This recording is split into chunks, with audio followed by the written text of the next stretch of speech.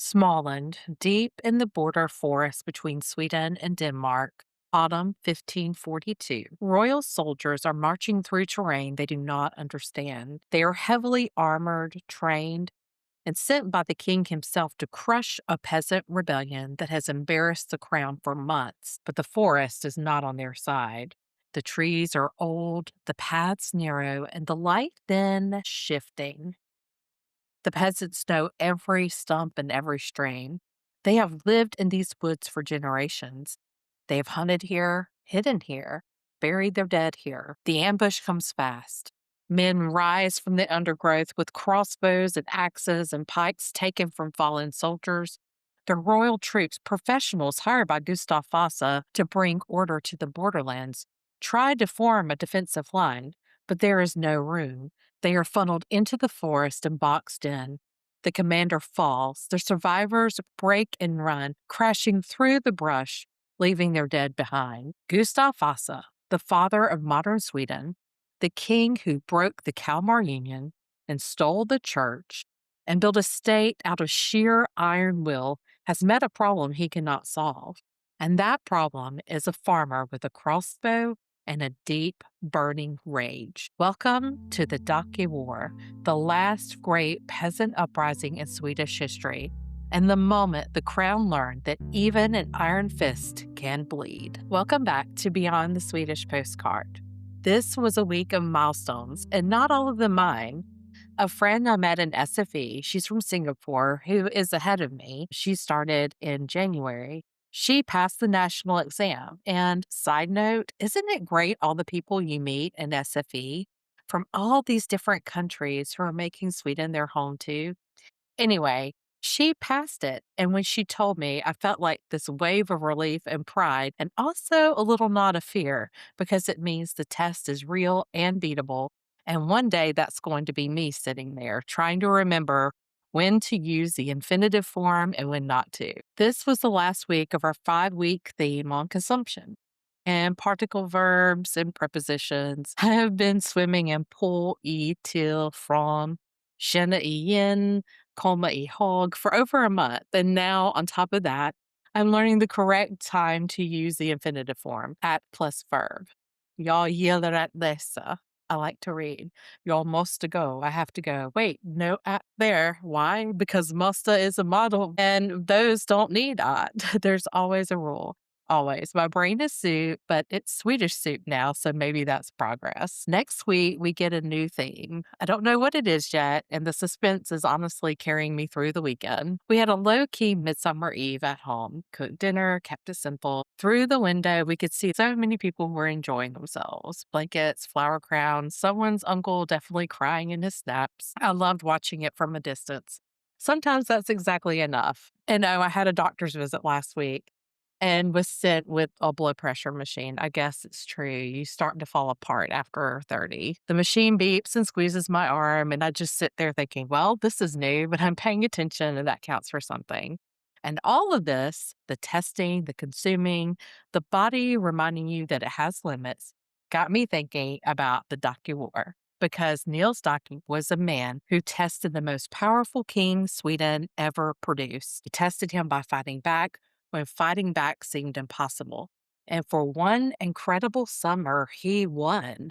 To understand Nils Dacke, we have to understand what he was rebelling against. So let's rewind a bit. By the early 1540s, Gustav Vasa had been king for nearly 20 years.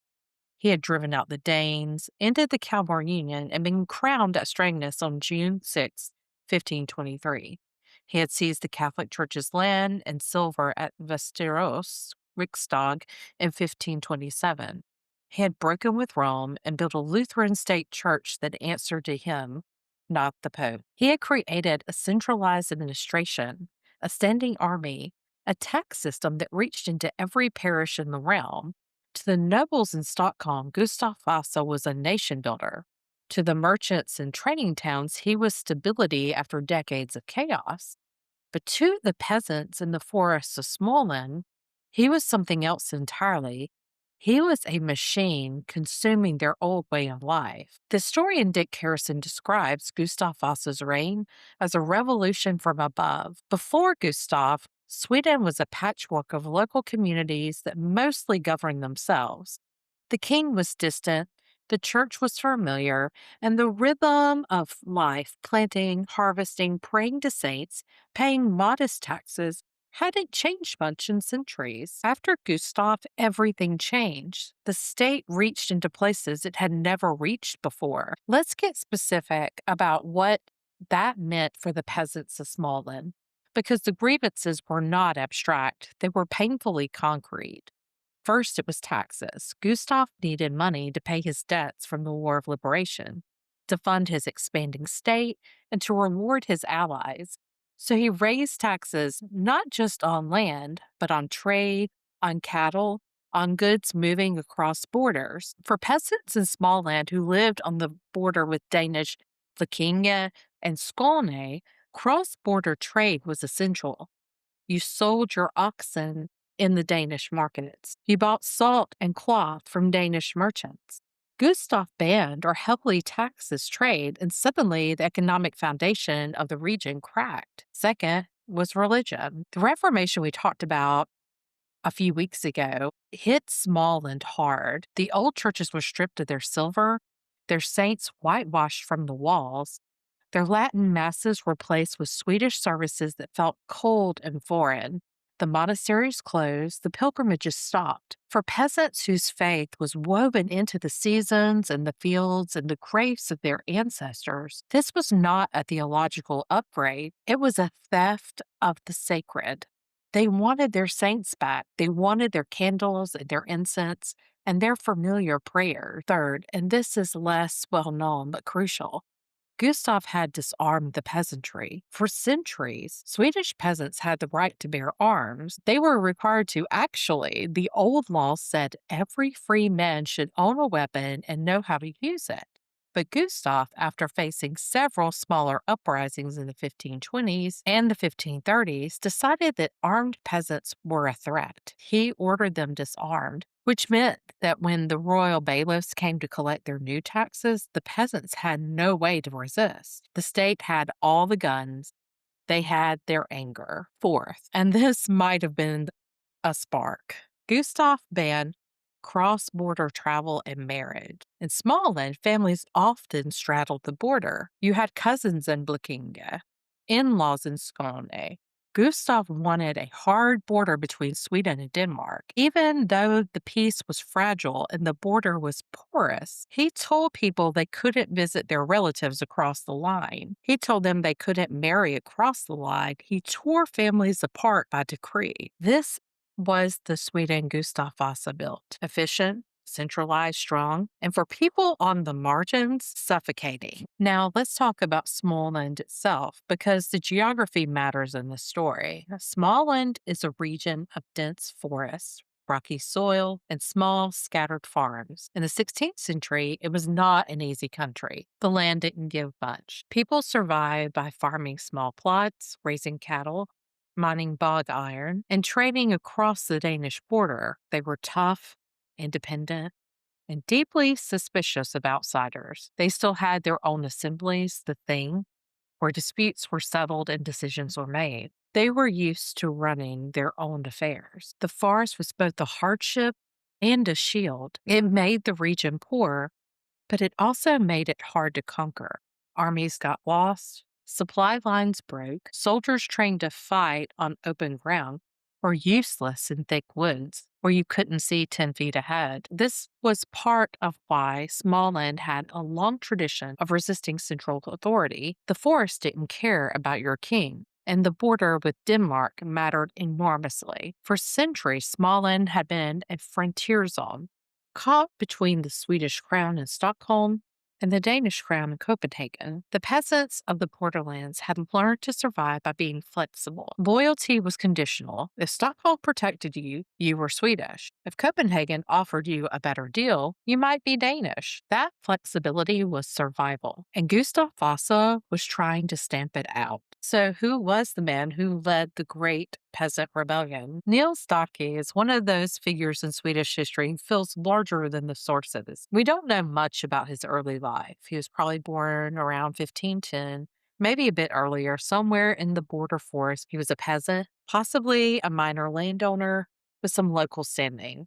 Not a noble, not a priest, not a soldier, a farmer, a man of the forest. But something about him commanded respect. The chronicles describe him as a gifted speaker, a natural leader, someone who could stand up in a crowd and make people believe. He knew the terrain intimately, every path, every stream, every place to set an ambush. He had fought in earlier, smaller uprisings, and he had survived.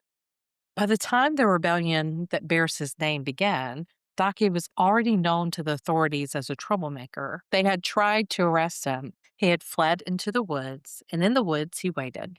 The historian Lars Olav Larsson, who wrote the definitive modern study of the Dacke War, describes Nils Dacke as both a military genius and a political leader. He didn't just fight. He built an organization. He negotiated with foreign powers. He understood that rebellion needed more than anger. It needed structure, resources, and a plan. One thing that sets Dacke apart from the earlier peasant leaders is that he wasn't just reacting. He had a vision.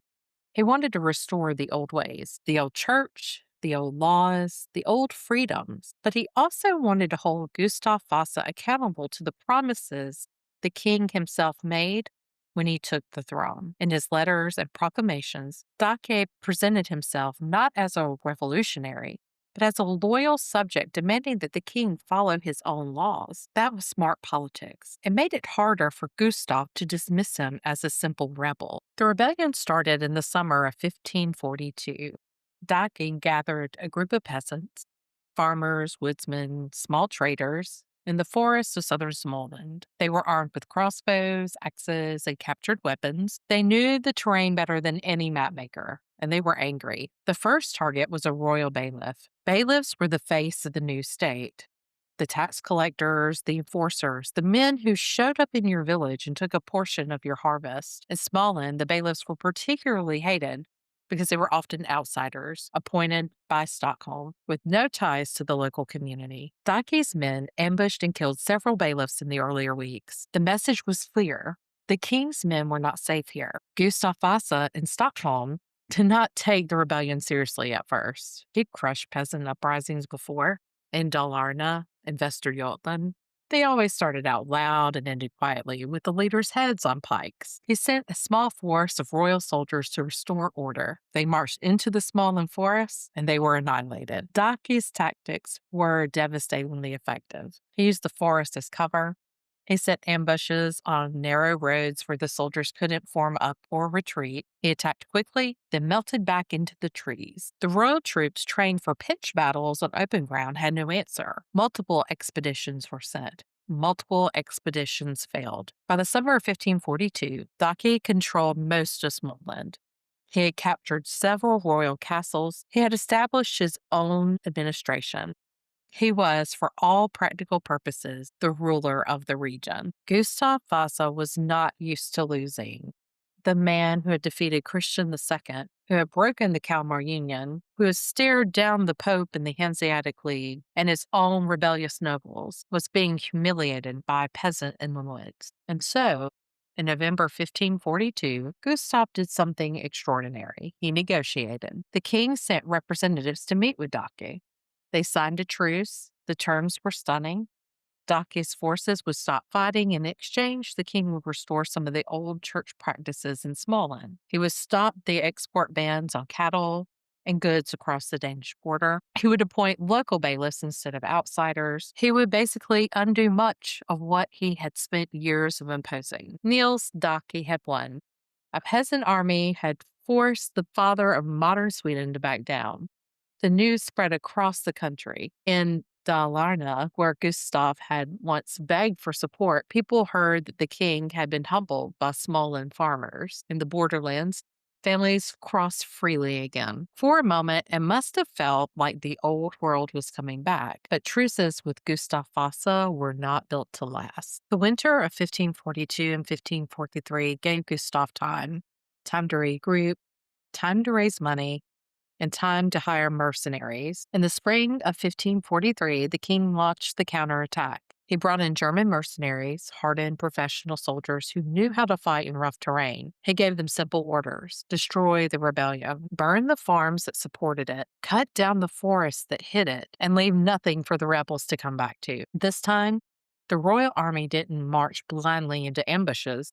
They moved slowly, methodically, securing territories as they went. They cut trees to widen roads, denying Dacke the cover he needed. They burned villages suspected of harboring rebels. They executed prisoners publicly. Dacke's forces fought back fiercely, but they were outnumbered and out-equipped. The mercenaries had firearms, artillery, and supply lines. The peasants had crossbows and desperation. One by one, Dacke's positions fell. His allies and the nobility, who quietly supported him, abandoned him when the tide turned.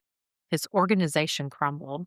In August 1543, Dacke was cornered in the forest near the border. He was wounded in a skirmish, shot in the leg, unable to run. Royal soldiers tracked him down and killed him. The exact circumstances are unclear. Some say he died fighting, some say he was executed on the spot, some say he bled out in the mud alone in the forest that had protected him silenced him. But Gustav Vasa was not finished. He wanted the body. Dacke's corpse was hauled out of the forest and subjected to posthumous execution. He was hung, drawn, and quartered. His head was impaled on a pole and displayed as a warning. His family was arrested, their property seized. The message, as always with Gustav Vasa, was theatrical and absolute. This is what happens to those who defy the crown. Dacke War ended in August 1543, but the violence didn't stop. Gustav Vasa treated Småland as occupied enemy territory. Hundreds of suspected rebels were executed. Farms were confiscated. Whole villages were fined collectively, a punishment that kept communities in debt for generations. The border with Denmark was fortified and locked down. The king appointed loyal governors to oversee the region, men with no local ties and no sympathy. But something interesting happened in the years that followed. Gustav Vasa, for all his brutality, learned from the Dacke War. He had come closer to losing his throne than he ever admitted, and the lesson he took away was that he couldn't rule by force alone. He needed consent, or at least appearance of it. In the 1540s and the 1550s, he moderated some of his policies. He consulted the states more often. He was more careful about imposing religious reforms too quickly. He still crushed dissent, but he also negotiated. The Dacke War was the last great peasant uprising in Swedish history. Not because peasants stopped being angry, they didn't, but because the state Gustav built was too strong to challenge. The centralization that Dacke had fought against became permanent. The old local assemblies lost their power, the forests were tamed, the border was sealed, the crown was supreme. Nils Dacke never really left the Småland imagination. In the centuries after his death, he became a folk hero. Songs were sung about him. Stories were told by firelight. He was remembered as a man who stood up to the tyrant king and almost won. In the 19th century, when Swedish nationalists were building their pantheon of heroes, Dacke was a problem. He was a rebel against the crown, which was awkward for a national narrative that celebrated Gustav Vasa as the father of the nation. But he was also a defender of local freedom and the old faith, which made him a hero to the people who felt left behind by modernization. Today, Dacke is commemorated in Småland with statues, street names, and the occasional historical reenactment. The forest where he fought and died is still there. The border he defied is now an open boundary in a peaceful European Union, something he could have never imagined. The grievances that drove him, taxes, centralization, loss of local control, religious change imposed from above, are still the stuff of political argument. We just have better haircuts now. We generally don't impale heads on poles. I've been thinking about why this 500-year-old peasant revolt sticks with me, and here's where I land. Nils Dacke and the peasants of Småland weren't asking for utopia. They weren't demanding the abolition of the monarchy or the end of all taxes. They were asking for fairness. They wanted to be governed by the laws and customs they knew, not by sudden decrees from a distant king who had never set foot in their forest. They wanted the deal to stay the deal. Gustav Vasa changed the rules on them over and over. He raised taxes, banned trade across the border that had been open for generations, stripped their churches, disarmed their men, and sent foreign bailiffs to enforce it all. The people of Småland had built their lives around one set of rules, and then the king rewrote them retroactively and punished them for not keeping up. That feeling of playing by the rules, of waiting your turn, of building a life around what the law says and then having the law change underneath you is not ancient history. It happens. And when people feel it happening, they react. Dacke's people took up crossbows because that was the only tool they had. There was no vote, there was no election, there was no way to remove a king who had stopped listening. We have that now, and that's the difference that matters. I'm not making a call to arms here. That's not what this podcast is. And that's not who I am. But I can look at the frustration people feel, especially immigrants stuck in endless queues, watching the rules shift after they've applied, being judged by the standards that didn't exist when they started. And I can see the echo. The same feeling of being managed rather than governed. The same sense that the people making the rules have never met you, don't know your forest, and don't care.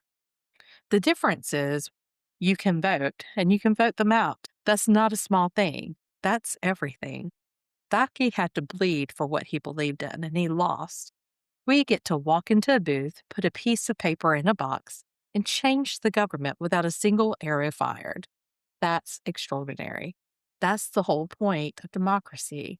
I love the king we have today.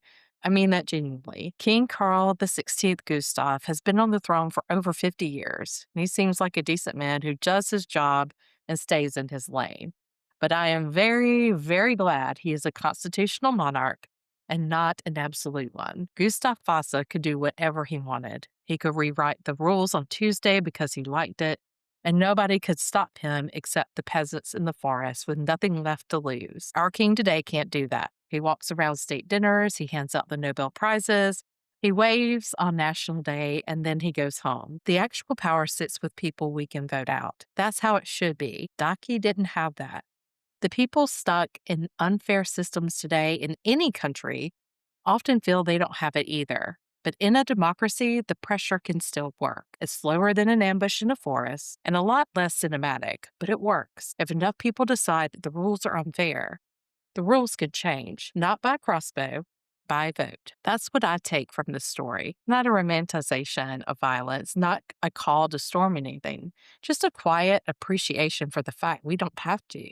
And a reminder that fairness is worth demanding through the tools we do have while we still have them. So here's where I'll land this week. My friend from Singapore passed the national exam. I'm learning infinitives, which feels like a very small test compared to the one she just took. But it's my test. The doctor sent me home with a blood pressure machine, a different kind of test, the kind your body gives you whether you ask for it or not. We finished the consumption theme in SFE, and next week we start a new one. And that's genuinely exciting. Nils Dacke tested the most powerful king Sweden ever produced. He tested him with a crossbow and a forest and an army of farmers who had enough. And for a summer, he won. The old ways came back, the border opened. The king blinked. It didn't last, but it happened. And now, 5 centuries later, we get to test our leaders differently with a ballot. That matters. Next week, we'll continue forward into the Vasa dynasty, mad kings and brothers at war, and a ship that sank before it even left the harbor. That's coming. But this week, if you're in Småland, go look at the forest. Imagine a man standing there at the tree line, watching the king's soldiers retreat. He almost changed everything. And if you're enjoying the podcast, it would mean so much if you shared it with someone who's also trying to figure this country out. And if you haven't followed or subscribed yet, hit the button so you don't miss what comes next. And keep looking beyond the Swedish postcard. Tack so mycket for listening. Hej då for now.